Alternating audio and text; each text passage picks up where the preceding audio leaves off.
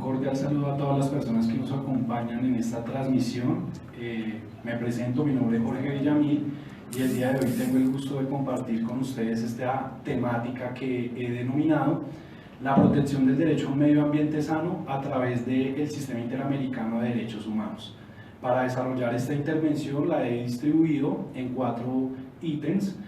los cuales me permitiré diferenciar a continuación, en donde en un primer momento vamos a desarrollar el tema concerniente a la constitucionalización del derecho. En un segundo momento hablaré acerca del Sistema Interamericano de Derechos Humanos. Como tercer ítem de nuestra intervención abordaré a grandes rasgos el derecho a un medio ambiente sano como un derecho humano. El cuarto y último escenario en el que me enfocaré será en el tema del control de convencionalidad y cómo este mecanismo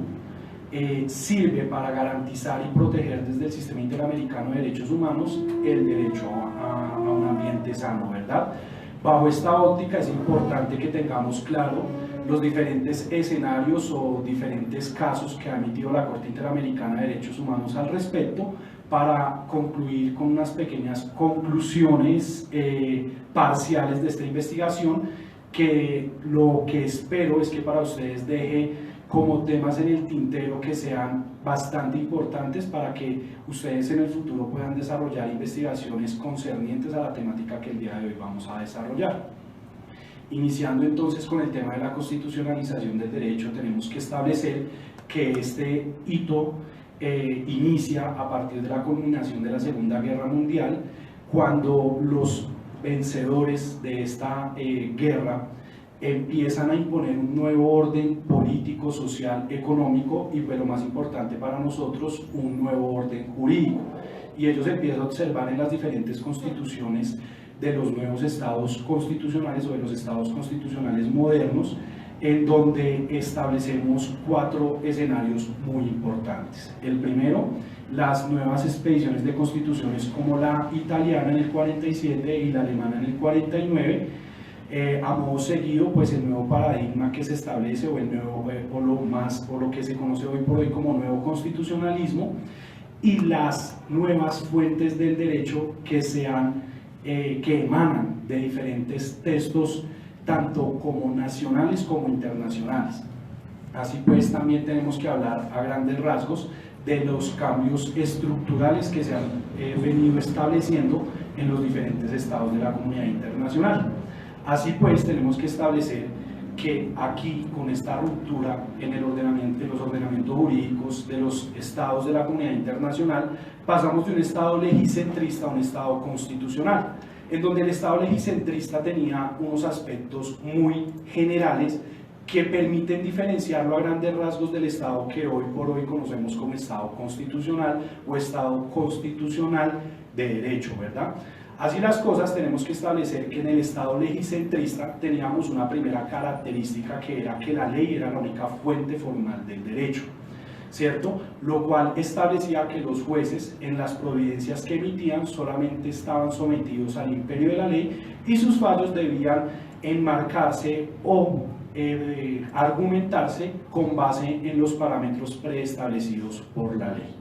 Así las cosas, debemos destacar que en palabras de algunos doctrinantes, como el doctor Andrés Velandia Canosa, se dice que los jueces eran la boca de la ley, ya que no podían interpretarla ni darle un alcance diferente al que la propia ley establecía. Así pues, también tenemos que establecer que otra de las grandes características de este estado legislativo era que estaba sometido al principio de legalidad y que la Constitución propiamente dicha era vista netamente como una carta política, en donde los postulados que se establecían allí eran simples invitaciones a los poderes públicos para que actuaran, y no había un poder coercitivo que se hiciera exigible tanto por las mismas autoridades públicas como por los gobernados aquellos postulados que se establecían en los textos constitucionales de aquella época. Por ende, se podría establecer que las constituciones netamente eran cartas políticas sin ninguna fuerza vinculante dentro del ordenamiento jurídico. A su vez, tenemos que establecer que en el estado legislativo no había una protección internacional de los derechos fundamentales o derechos constitucionales que se establecían en los diferentes ordenamientos jurídicos. Así pues, el derecho internacional no tenía una inserción o no tenía una fuerza vinculante dentro de los mismos ordenamientos jurídicos, lo cual con el tiempo y a través del nuevo constitucionalismo se va reafirmando y va generando un cambio de paradigma. Entonces, dicho lo anterior, a grandes rasgos, tenemos que establecer las nuevas características que se generaron a partir del Estado constitucional de derecho, siendo una de ellas, y muy importante, el activismo judicial. El activismo judicial visto desde una óptica de que los jueces, ¿cierto?, podían interpretar, ir más allá de las normatividades que expedía el poder legislativo de los diferentes estados para darle un alcance tal que permitiera proteger de manera efectiva los derechos que se establecían en los diferentes instrumentos nacionales y, como veremos más adelante, también de ámbito internacional. Otro de los aspectos muy importantes y significativos es que las fuentes del derecho se amplían de manera notoria, ya que no tenemos una simple fuente como la ley, sino como lo establece el artículo 230 de la Constitución Política de Colombia, en el artículo 230, inciso segundo, que establece que existen unas fuentes auxiliares de los ordenamientos jurídicos. Así pues tenemos, por ejemplo, la jurisprudencia, la doctrina, los principios generales del derecho, pero hay algo que debemos preguntarnos en este momento. ¿Será que la jurisprudencia hoy por hoy es tan auxiliar como el 230 de la Constitución lo establece? Desde nuestro criterio tenemos que establecer que la jurisprudencia ha venido tornando en una importancia dentro del ordenamiento jurídico que le da un alcance significativo a partir del sistema de precedentes que ha venido desarrollando la Corte Constitucional y que a partir de la superación del choque de trenes de las diferentes altas cortes del Estado colombiano ha permitido fortalecer este sistema que el Estado colombiano y los diferentes estados de la comunidad internacional lo han tomado del sistema angloamericano. Otro de los aspectos importantes que se deben rescatar en este periodo o en esta nueva faceta del nuevo derecho es el tema concerniente a la Constitución como una norma jurídica. La Constitución como una norma jurídica vista desde la fuerza vinculante que se le otorga dentro de los estados de la comunidad internacional, ya que este texto constitucional no son simples invitaciones a que los poderes del Estado actúen, sino son verdaderas normas de carácter imperativo que exigen que el Estado actúe en pro de dos aspectos muy significativos. Por un lado, garantizar el principio de supremacía constitucional, que se convierte en uno de los pilares que fundamenta a este Estado, y en el segundo aspecto, o el segundo aspecto mejor, el tema de la protección de los derechos fundamentales, ya que hoy por hoy no solo protege derechos fundamentales, sino que, como veremos a continuación, los protege también a partir del bloque de constitucionalidad, protegiendo los derechos humanos que desde el derecho internacional se van reconociendo a los diferentes seres humanos por su simple condición como persona. Así pues, tenemos que establecer que uno de los aspectos primordiales o que se destacan dentro de este nuevo Estado es la figura del bloque de constitucionalidad. Y en palabras del doctor Andrés Velandia Canosa, tenemos que establecer que este Estado constitucional es un Estado convencionalizado, porque es aquel Estado, ¿cierto?, en el que hoy por hoy nos encontramos, en donde los estados de la comunidad internacional se encuentran sometidos a esta figura del bloque de constitucionalidad, lo cual permite hablar de normas de apertura, ¿cierto?, al derecho internacional, tal como lo establece el artículo 9, artículo 93, artículo 94 y el artículo 214 de la Constitución Nacional. Así las cosas, cabe resaltar que desde el derecho internacional se van acogiendo nuevas normatividades que van siendo también dentro de los estados, dentro de los sistemas domésticos, nuevas fuentes de derecho. Entonces tenemos una nueva fuente de derecho como son los tratados y convenios internacionales, los cuales hoy por hoy pues van adquiriendo una connotación jurídica bastante interesante, entre los cuales destacamos desde ya la Convención Interamericana sobre Derechos Humanos. Dicho esto,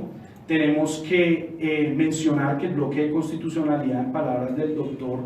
Rodrigo Prigni, es aquella figura jurídica que permite ensanchar o ampliar el texto constitucional, incorporando a este cuerpo normativo aquellas normatividades que no se encuentran inmersas en sí mismas dentro de la Constitución, pero que permiten hablar de una unidad normativa que se amplía a través de, como lo establece el artículo 93 de la Constitución, hablar de tratados y convenios internacionales que versen sobre derechos humanos. Esto es muy interesante y muy importante porque bajo esta óptica empezamos a hablar del sistema interamericano de derechos humanos y empezamos a hablar de un sometimiento del derecho interno al derecho internacional,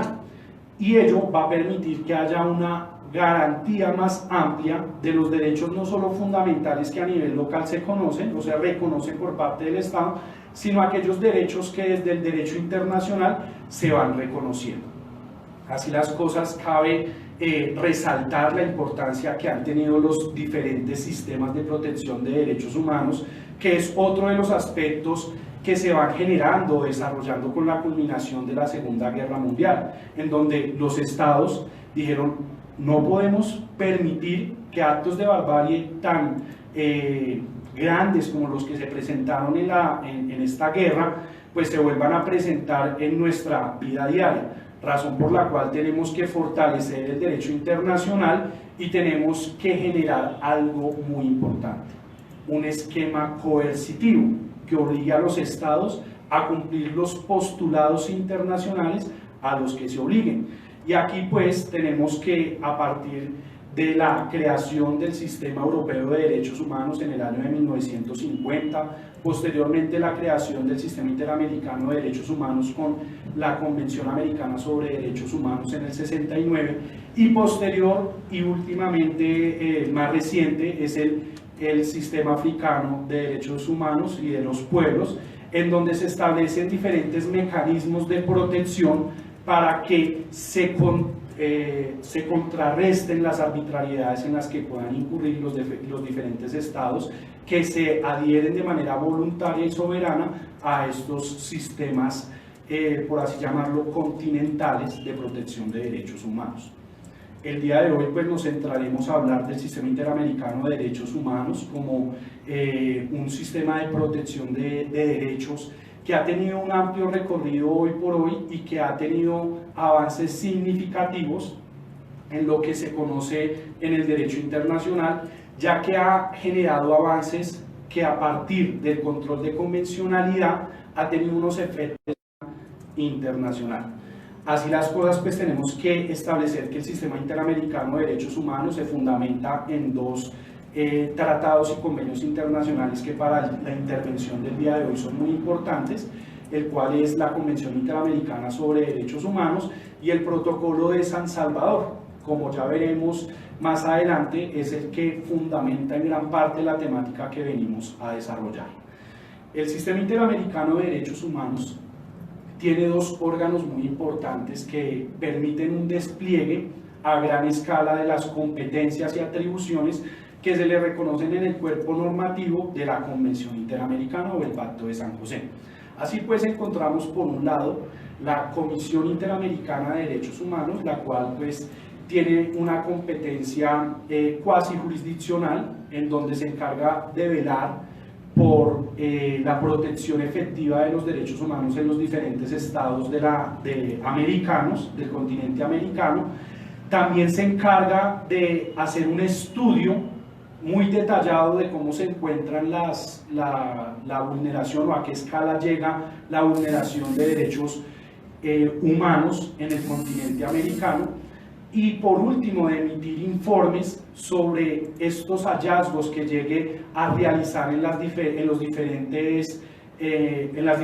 visitas o intervenciones que haga a los estados que conforman el Sistema Interamericano de Derechos Humanos. Así pues encontramos que la Comisión Interamericana de Derechos Humanos tiene un papel muy importante dentro del sistema interamericano, pero que hay que hacer una aclaración muy significativa. Por ejemplo, en el Sistema Europeo de Derechos Humanos, vamos a observar que no existe una comisión europea de derechos humanos, sino que se otorga la facultad, ¿cierto?, a partir de ser el mismo ciudadano europeo un sujeto activo dentro del proceso internacional, cosa que no ocurre en el sistema interamericano, ya que los únicos sujetos activos dentro del proceso internacional son la Comisión Interamericana de Derechos Humanos, que es la que somete un caso de presuntas vulneraciones de derechos humanos a conocimiento de la Corte Interamericana, o un mismo Estado parte de la Convención en donde denuncia a otro Estado por posibles vulneraciones de derechos humanos. Entonces aquí vemos desde mi óptica un primer obstáculo al acceso a un sistema regional de protección de derechos humanos, toda vez que las personas o las presuntas víctimas no pueden acudir de manera directa a exigir una protección de las presuntas vulneraciones que se realizaron de sus derechos humanos contemplados en los diferentes postulados normativos de la Convención. Esto es muy importante destacarlo. A modo seguido también tenemos que establecer que el sistema interamericano de derechos humanos se fundamenta en un principio básico, que es el principio de subsidiariedad, el cual impone que el sistema es residual y a él no se puede acudir de manera directa. Hay 3 excepciones o 3 reglas generales para que podamos acudir a exigir una protección al sistema interamericano de derechos humanos. En un primer momento tenemos que hablar del agotamiento de los recursos internos. Este agotamiento de los recursos internos debe ser en gran medida llegar hasta las últimas instancias judiciales que se reconocen por parte de las legislaciones procesales de cada Estado. Acotar esas instancias radica en stricto sensu tener un último fallo por la autoridad o el órgano de cierre de la respectiva jurisdicción,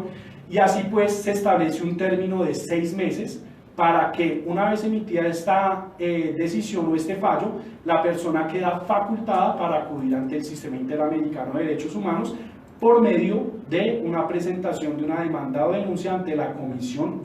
Interamericana de Derechos Humanos. Siguiente requisito o excepción a la regla general que acabamos de mencionar es que se transgreda o vulnere el plazo razonable. ¿Pero qué se entiende por plazo razonable? Se debe entender por plazo razonable un lapso determinado a través del cual se considere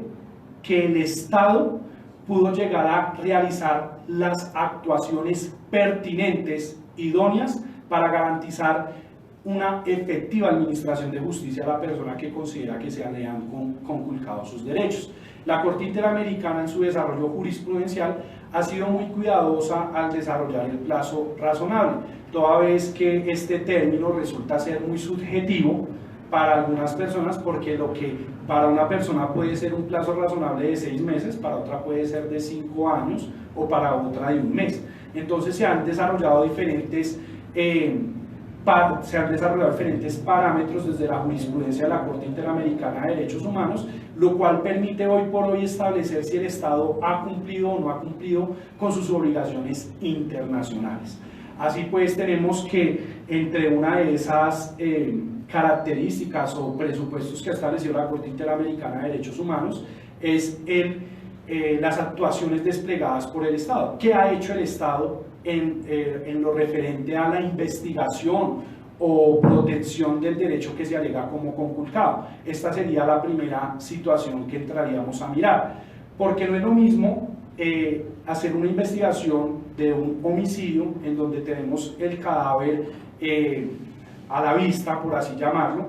o hacer una investigación de un homicidio en donde no aparece o no tenemos el cuerpo para hacer la respectiva investigación. Así las cosas, resulta un poco más complejo hacer la respectiva investigación del homicidio en donde el cuerpo no está, y por ende hay una complejidad respecto al órgano encargado de hacer la acusación o de hacer la imputación del ilícito que se comete, por lo cual hay una complejidad en el asunto, y el Estado pues debe adoptar las medidas necesarias para tratar de garantizar a las víctimas indirectas, ¿cierto?, los derechos que consideran conculcados con la comisión de dicho ilícito.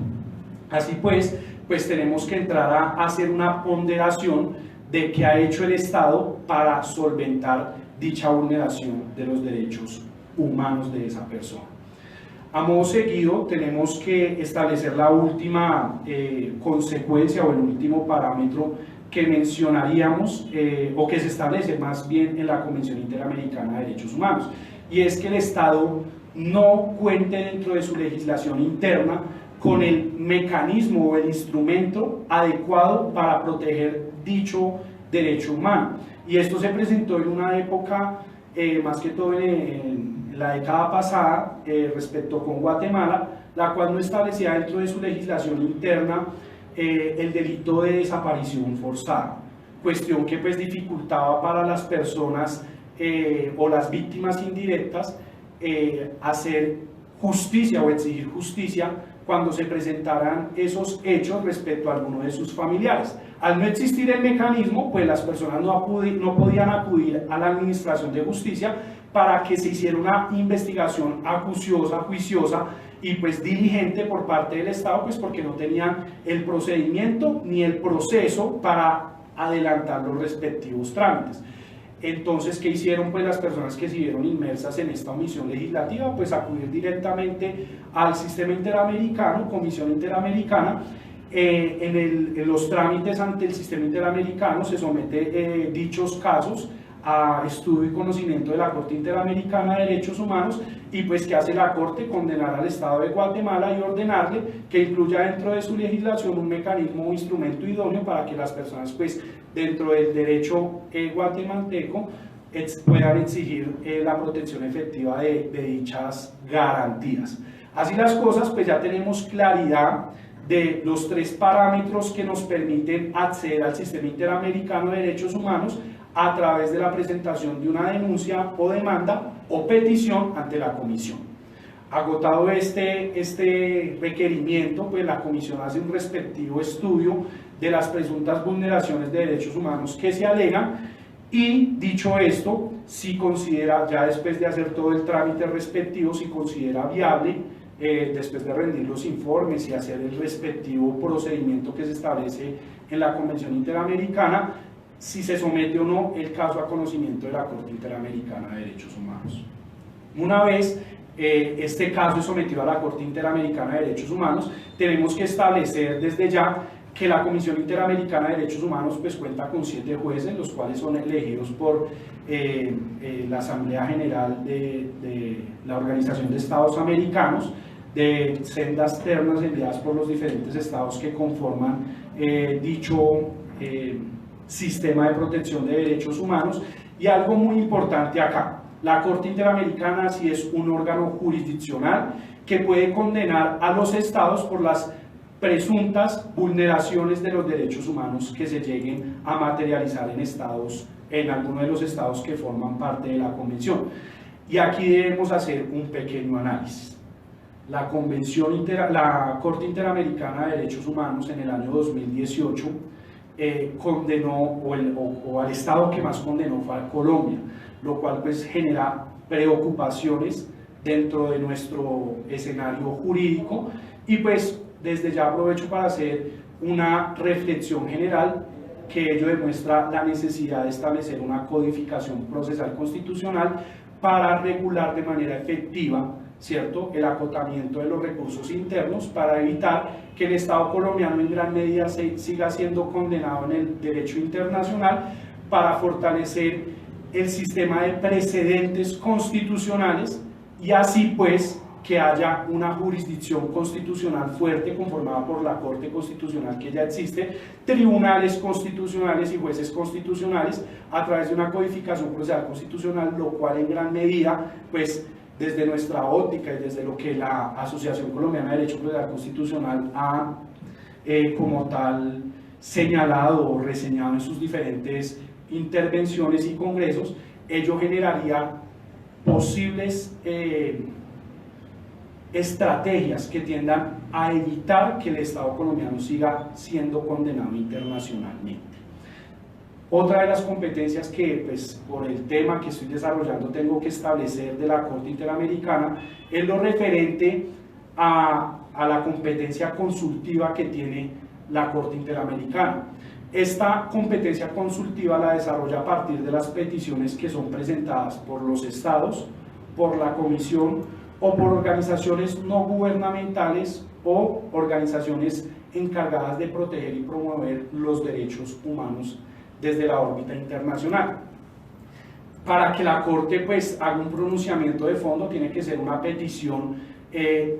formulada de una manera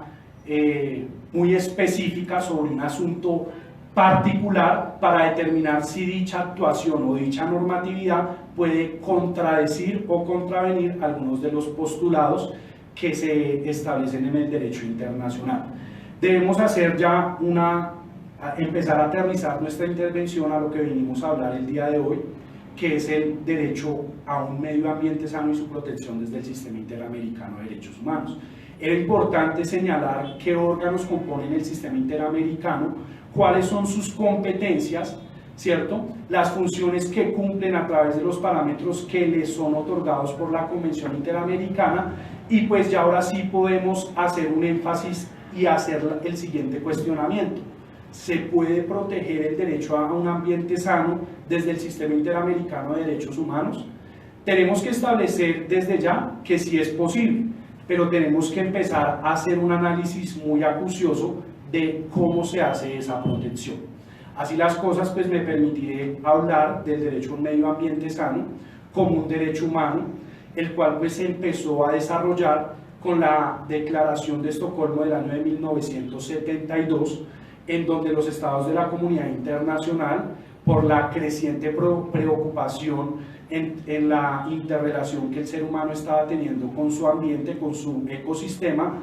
empezaron a generarse políticas desde el derecho internacional para que así se empezara a promover políticas públicas que permitieran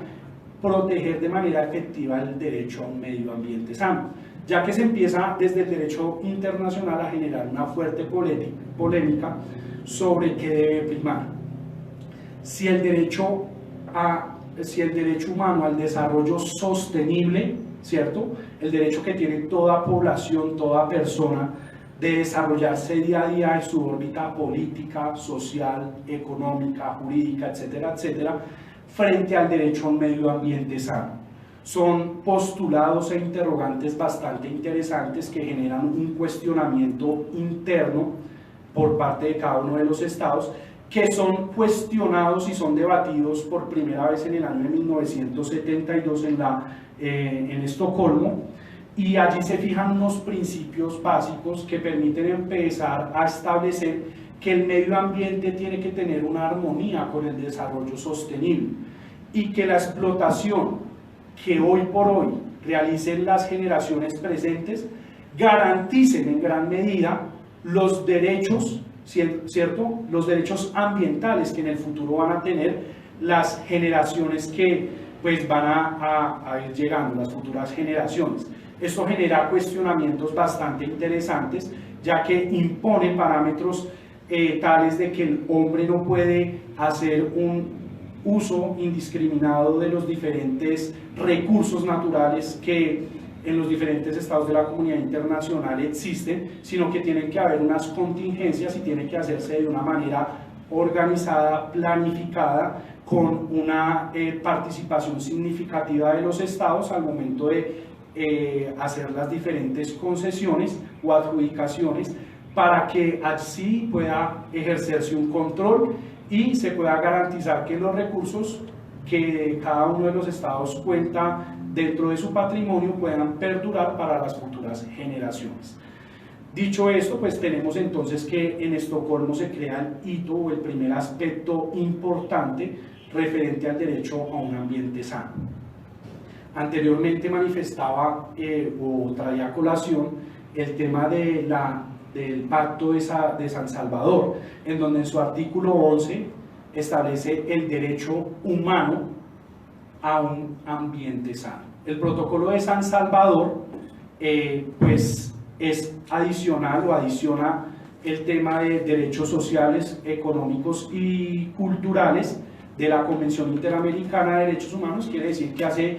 lo que comúnmente se llama como derechos de segunda generación, amplía dicha órbita, dicha generación de derechos que desde el derecho internacional se empiezan a generar o a desarrollar, y que los estados de manera automática y soberana empiezan a reconocerle a sus gobernados. Así pues, este protocolo es del año de 1988 y genera por primera vez en el derecho internacional un fundamento coercitivo que puede llegar a ser exigible a través del Sistema Interamericano de Derechos Humanos para que las personas puedan accionar en contra del Estado en caso de que incurra en una acción u omisión que pues en últimas dañe o transgreda los derechos ambientales o el derecho a un ambiente sano de cada persona. Posteriormente, pues obviamente existen diferentes convenios y tratados internacionales, o más específicamente declaraciones sobre el derecho a un medio ambiente sano, pero pues por cuestiones del tiempo y de la temática que se está desarrollando no podemos referirnos a cada uno, pero otro de los cuales cabe la pena resaltar para fundamentar nuestra intervención es la Declaración de Río del año de 1992, en donde se establecen los 21 principios bajo los cuales se debe desarrollar el derecho a un medio ambiente sano y los postulados a partir de los cuales el Estado debe realizar esa respectiva protección y armonización entre el derecho a un medio ambiente sano y lo que hoy por hoy se denomina, según el doctrinante y profesor mexicano Vicente Fernández, como el derecho el derecho humano al desarrollo sostenible, en donde las sociedades no pueden truncarse o limitarse a seguir cumpliendo, a seguir satisfaciendo las necesidades básicas de su población por no ejecutar o no explotar los recursos que cuentan dentro de su patrimonio, sino que se debe hacer todo lo contrario, se debe generar una explotación armónica sin que se destruya el medio ambiente. Entonces aquí nos hacemos la primera pregunta en este capítulo de nuestra intervención. ¿Será que el poder legislativo de cada estado, el Congreso propiamente dicho, puede ser responsable por la contaminación que se haga del medio ambiente sano? Es una propuesta bastante interesante porque el Congreso o el poder legislativo puede llegar a incurrir en acciones o en omisiones que en últimas van a generar daños irremediables al medio ambiente. Pensemos esto: el Congreso de la República de Colombia expide una ley que sea muy benéfica o benefactora para las empresas de extracción minera extranjeras. Ellas llegan aquí a Colombia sin cumplir requisitos, sin tener que hacer estudios previos, sin hacer todos los trámites que a partir del Ministerio del Medio Ambiente y sus subsecretarías correspondientes se deben adelantar, sino que ya simplemente con la petición se puede hacer la explotación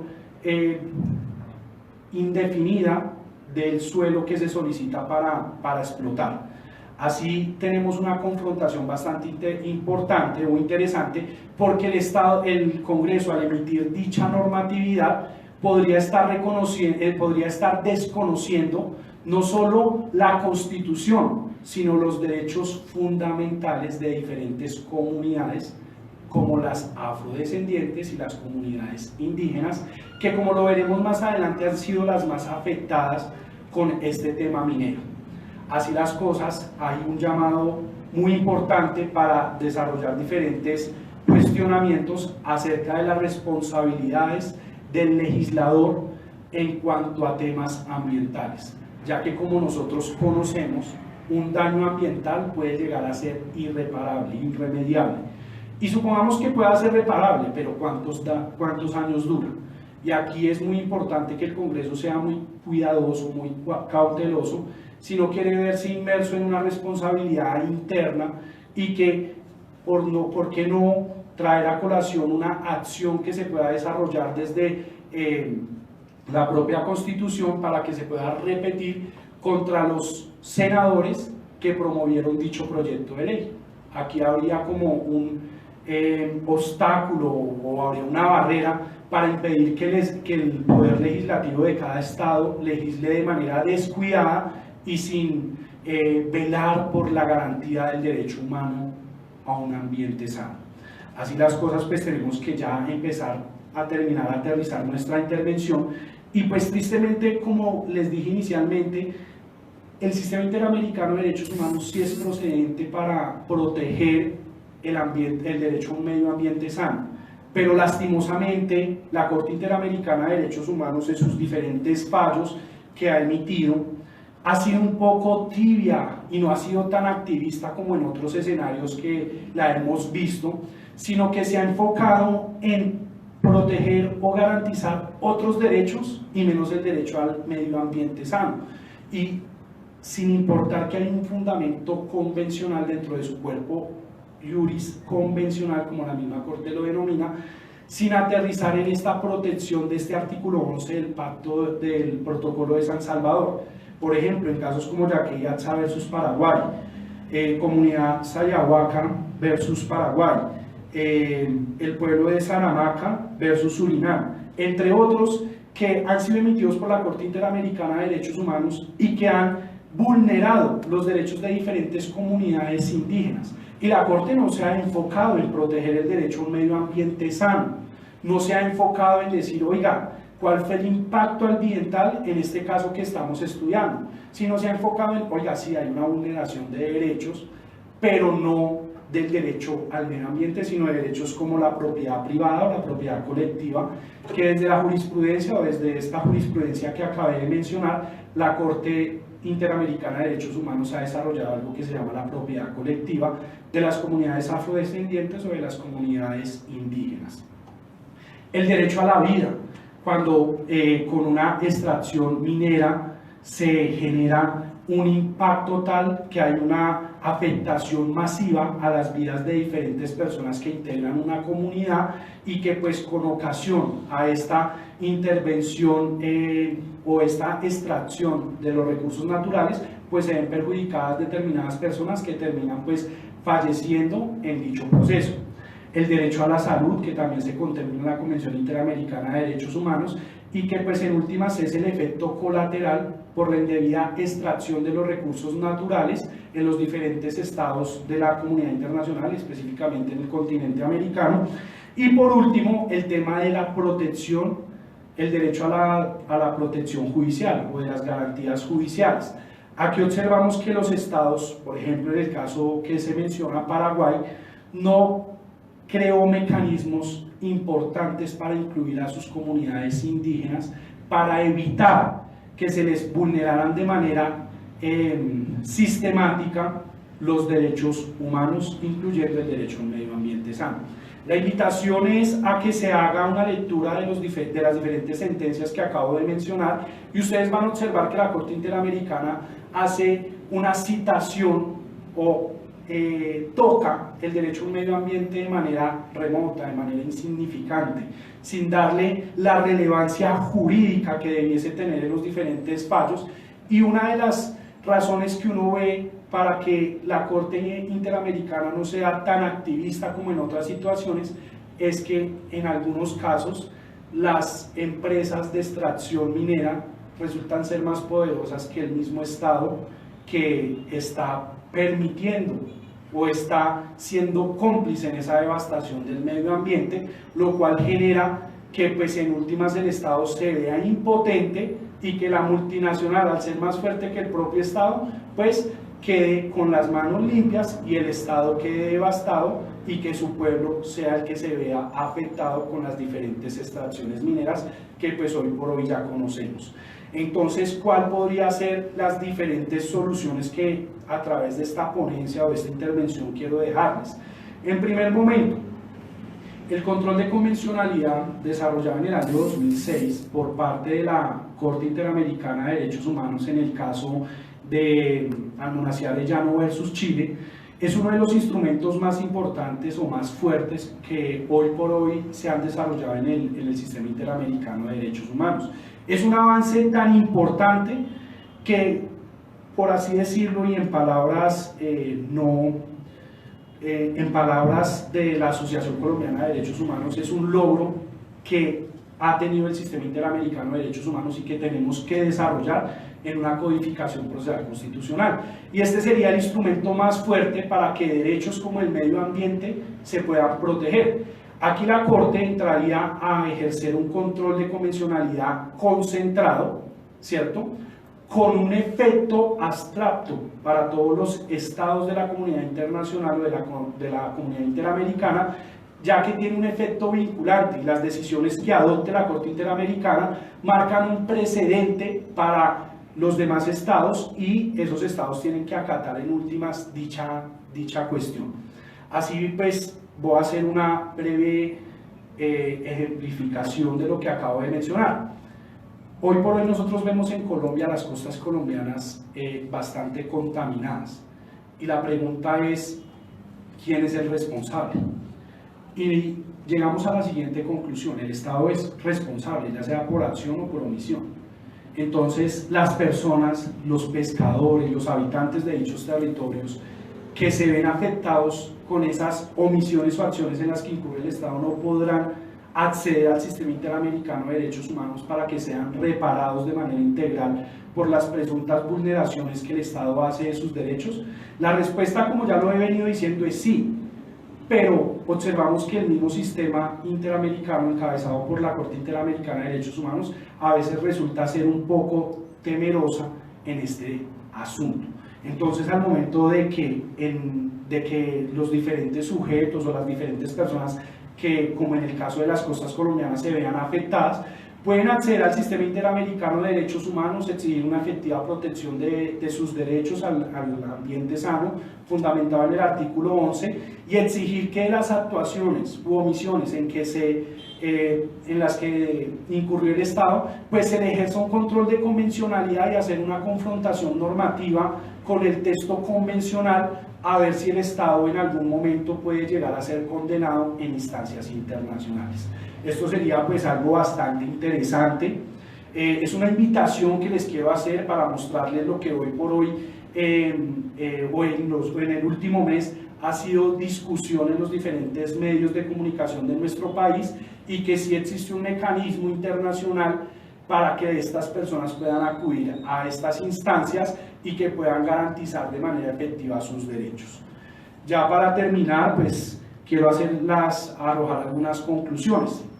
En primer momento, el derecho al ambiente sano es un derecho humano desarrollado en el artículo 11 de la Convención del Pacto de San Salvador, del Protocolo de San Salvador, y este es el fundamento convencional para ejercer un control de convencionalidad.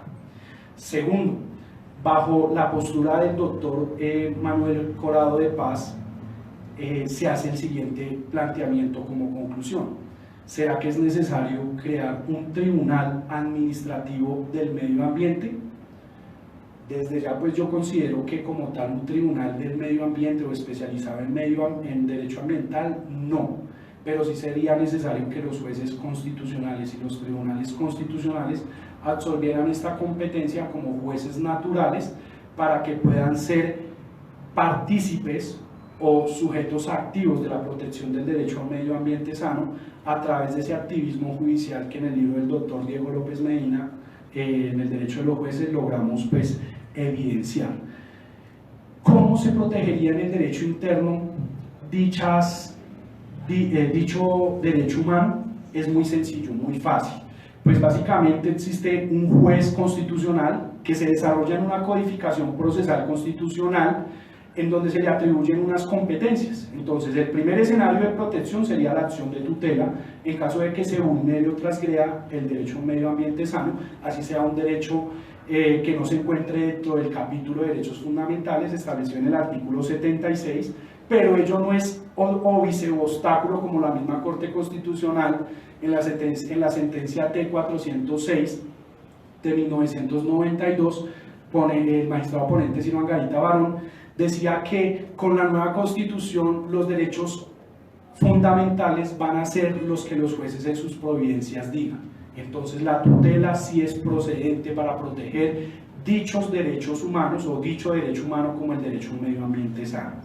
segunda acción constitucional que puede ser muy pertinente y muy adecuada para proteger dicho derecho, la acción pública de inconstitucionalidad, que pues es competencia privativa de la Corte Constitucional. Y pues aquí podemos observar que todas las legislaciones que sean emitidas por el Congreso de la República puedan tener una limitante muy importante, muy significativa por parte de la Corte Constitucional, hacer una confrontación y limite dichas arbitrariedades en las que pueda incurrir